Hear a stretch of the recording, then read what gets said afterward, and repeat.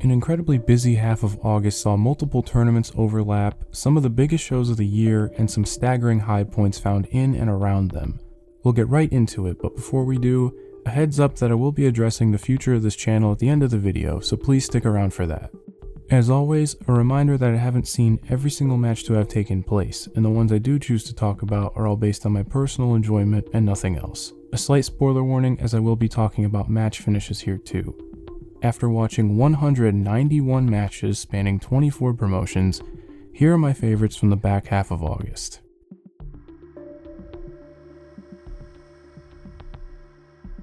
I can't act like I have a finger on the pulse when it comes to current TNA, but this matchup on paper is very much for me. Additionally, I can't say that I'm too familiar with Charlie Dempsey's NXT catalog, but I've really enjoyed his cameos elsewhere this year.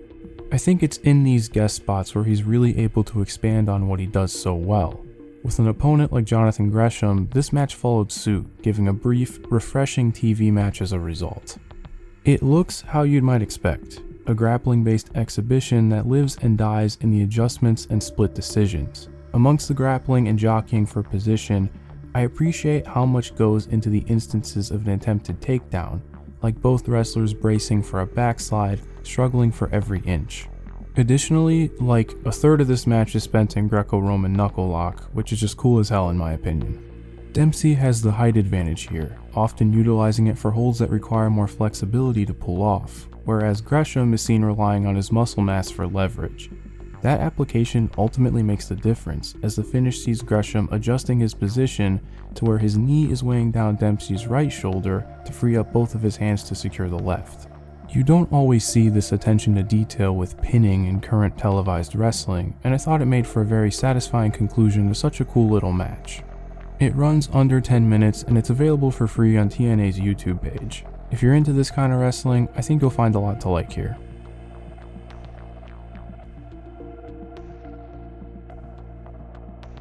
When Trevor Lee's release from WWE was announced, Deadlock was a landing spot heavily speculated amongst fans. He'd be thrown into the fire at the High Noon event, with his debut in the promotion being a title challenge against Calvin Tankman amidst his stellar World's Championship campaign. Rather than the perennial looming threat I've described Tankman as in the past, this match feels like a much more front-loaded effort.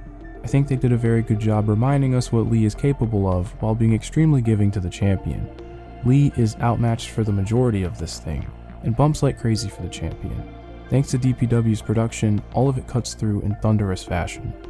Tankman is presented as this massive obstacle to overcome, and while Lee has a reputation of being a great wrestler, it's through the more direct moments where he's able to gain some ground.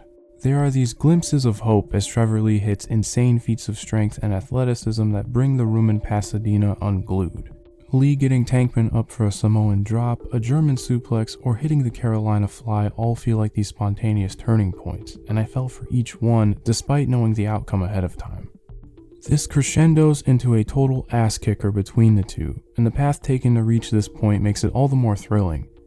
This is still the heavyweight hustle we're talking about, and while they were able to take us for a loop for the majority of the match, that elbow turns the tide yet again, though here it feels much more out of necessity. The outcome is still the same, though it was an extremely hard-fought result for Tankman. This match made me only more excited to familiarize myself with Trevor Lee on the independents, as I wasn't watching wrestling during his revered CWF Mid-Atlantic run, and I'm still extremely high on these Tankman matches in the orange and black. Another stellar match from one of the best promotions this year.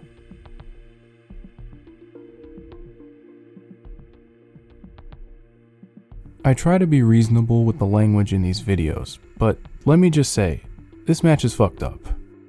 This is the first time the Junkyard has made it into a proper entry in this series, which is a me problem for not following it more closely.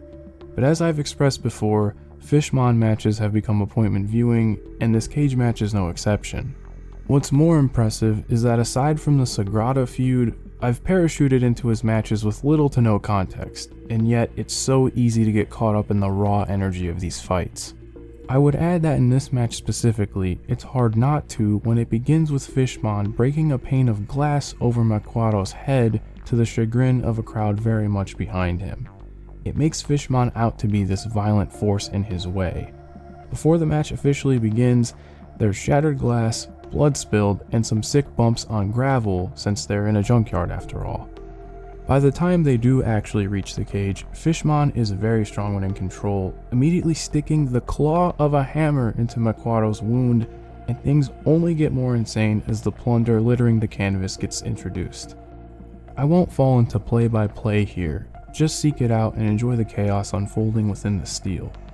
The one thing I will mention is the way Macuarro gets himself back into the match, which is a low blow assisted by a cinder block and the hammer mentioned prior. It's one of those moments that truly puts into perspective that if you think you've seen everything, you're not looking hard enough.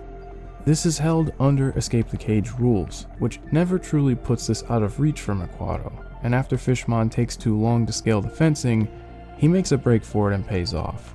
It's a feel-good ending for what was a psychotic 20 minutes or so. It never feels long though, as each messed up sequence literally bleeds into the next. The one caveat I will put here is, given that I am very new to this scene of wrestling, these matches may carry more shock value to someone like me compared to somebody with a more trained eye, but I can't imagine someone not liking this if violence is your cup of tea.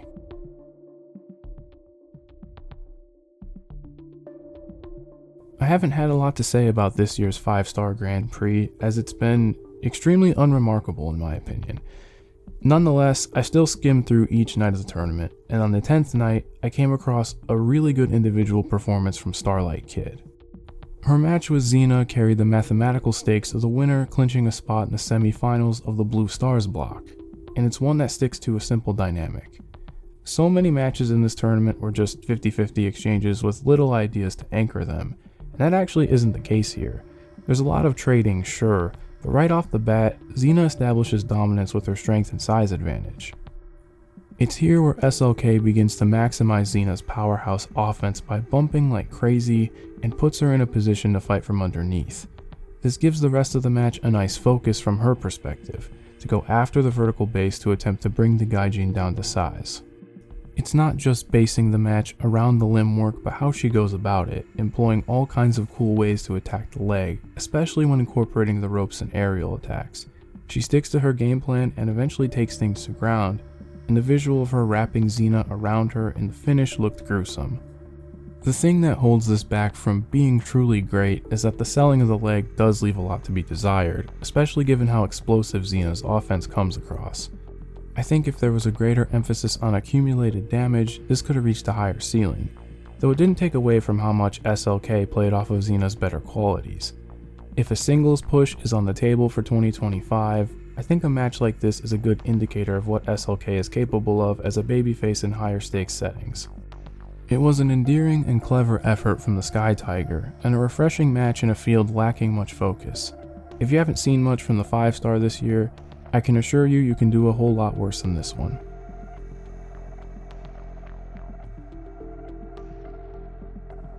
The last time Aoki was featured on the channel was in that awesome match with Chihiro Hashimoto over WrestleMania weekend.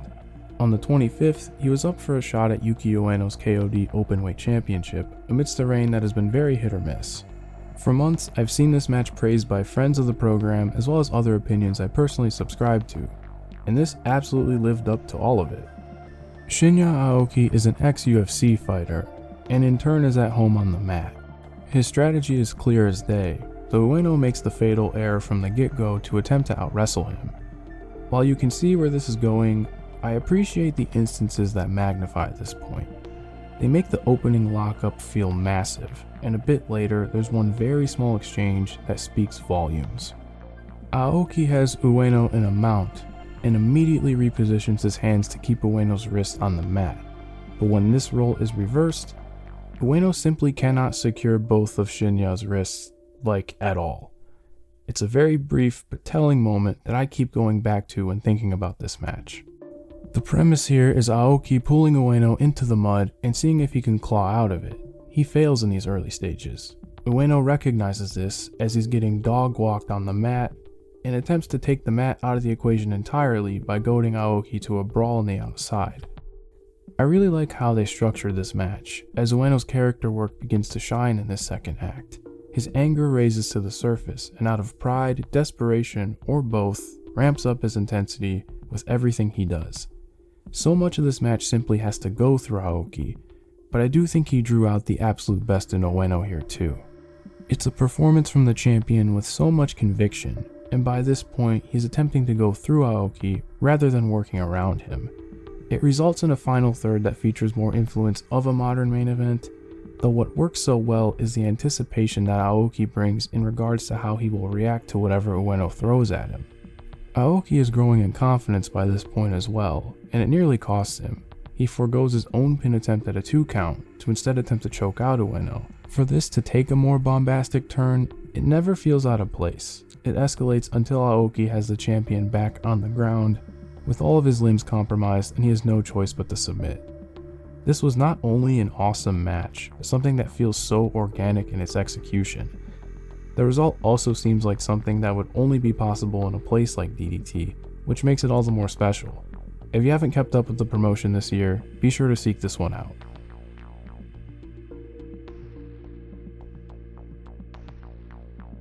There's a certain level of hesitation to revisit something that felt so good in the moment, and you'd hate for a refreshed set of eyes to dampen the version that lives on in your head.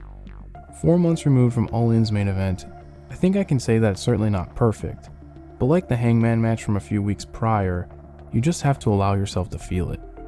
Upon rewatch, the flaws are more obvious, but that isn't to say that I don't really love this match. I think this is the benchmark for stadium main events going forward for AEW. Naturally, there will be some things that are symptomatic of the modern style in general, be it excessive kickouts or some of the over-the-top reactions to them, but when you boil this down, the things that work here greatly suit the occasion and the circumstances of the promotion's biggest match of the calendar year. Bryan Danielson is no longer a sleeping giant and is in form for the big match. In addition to going after the arm early and often, hitting his springboard so soon into the match emphasizes that he is just going for it.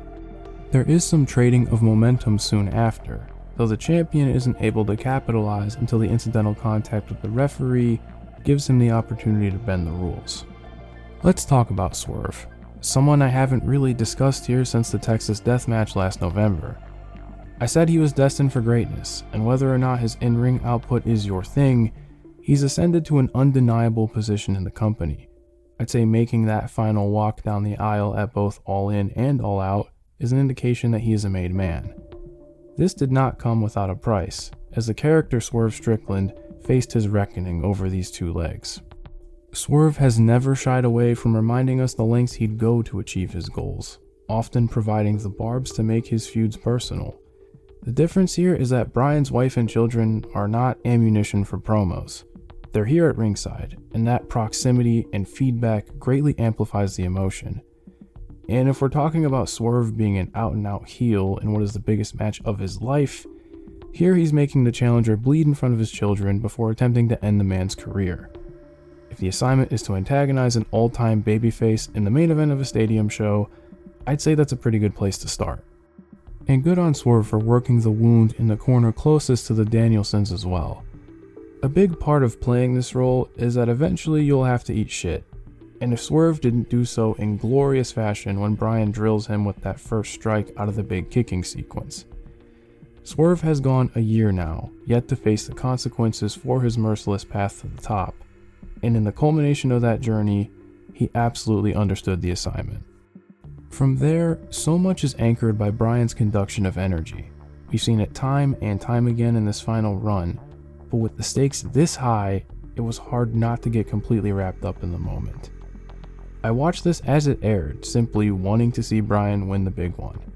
It's not often that in my late 20s, watching hundreds of matches for this series, that I go into a match with 100% earnest emotional investment. Though if anybody is capable of instilling that, it's the American Dragon.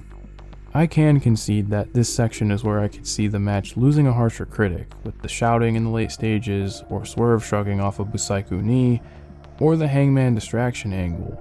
But everything leading up to that struck such a chord within me that it didn't kill my immersion.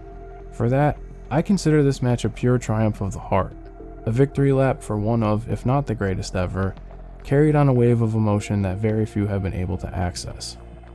On a much more selfish note, April to August was a very bleak stretch for me personally. and this Bryan run was something I was able to rally around with the time I was afforded to watch wrestling or engage in any of my hobbies. And on a broader scale, if you're sitting behind a microphone, a keyboard, or a camera discussing any sort of medium, it's likely because at one point you came across something that brought you joy. Bryan Danielson versus Swerve Strickland takes me back to that place, and it's a match I'll go back to for a very long time. There's a whole lot of honorable mentions this time, starting with Sheamus vs. Pete Dunne from WWE August 20th, Momo Watanabe vs. Saya Iida from Stardom August 23rd, Arisa Nakajima's retirement match from Seedling August 23rd, another one where I just feel like I couldn't do it justice, Zack Sabre Jr. vs. Hechicero from Rev Pro August 24th, the Casino Gauntlet match from AEW August 25th, shout out Nigel, Astronauts vs. Daichi Hashimoto and Satsuki Nagao from Big Japan, August 25th. Tavion Heights vs. Ulka Sasaki from Noah, August 25th. Mika Iwata vs. Mio Momono from Sendai Girls, August 27th. And last but not least, CM Punk vs. Drew McIntyre from WWE, August 31st, mainly because I watched the Hell in a Cell match prior to seeing this. And before I go, here's a channel update regarding 2025. I don't have to remind you how horribly behind I've fallen, so I've made the decision to not cover 2025 in depth. At this rate, I'd be starting January around WrestleMania week, and I think it's better to simply cut my losses and see where I'm at in a year's time. The channel isn't going anywhere though. As of right now, the current plan is to see out 2024 no matter how long it takes, culminating in the annual Match of the Year special. After that, I'll take the remainder of the year to look into the past, specifically by starting an ECW deep dive in year-by-year installments. This was a side project I laid the groundwork for before my year got derailed, and trying something like this makes the most sense for my current situation. By the end of next year, I would like to have a Match of the Year special for 2025, regardless of the lack of series in place. Take all of that, plus shorts into consideration, and you'll be hearing from me plenty over the next 12 months. And with that, I just want to say thank you for spending any time with this channel over the last year. It certainly didn't go as I hoped, but I still had a great time making these videos, and I'm very grateful for the wonderful people I've gotten to know in that time. May 2025 be kind to us all. If you want to keep up with me in the meantime, you can find me on Twitter and Blue Sky _Stevan, and I'll talk to you again soon. Happy holidays, everyone.